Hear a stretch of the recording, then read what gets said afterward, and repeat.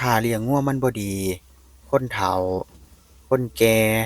เขาสิเลี้ยงกันมาโดนปานนี้อยู่บ่ ความดีของการเลี้ยงงัวบ่ได้อยู่ตรงคำว่ารวย แต่มันอยู่ตรงคำว่าอยู่ได้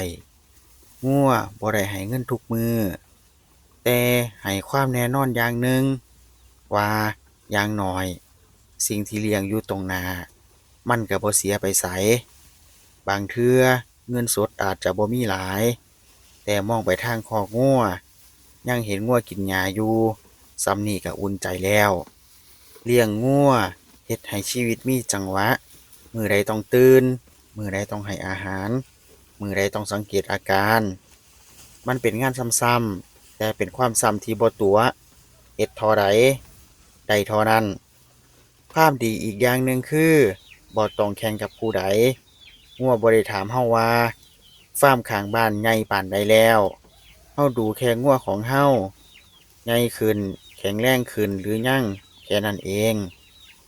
ชีวิตแบบนี้อาจบ่หวือหวาแต่เป็นชีวิตที่เราว่ามื้อนี้ตื่นมาแล้วต้องเฮ็ดอิหยังเลี้ยงงัวดีจั่งใดบางเทื่อมันบ่ได้ดีในสายตาคนอื่นแต่มันดีพอสำหรับบ้านเราและคนที่ใช้ชีวิตแบบนี้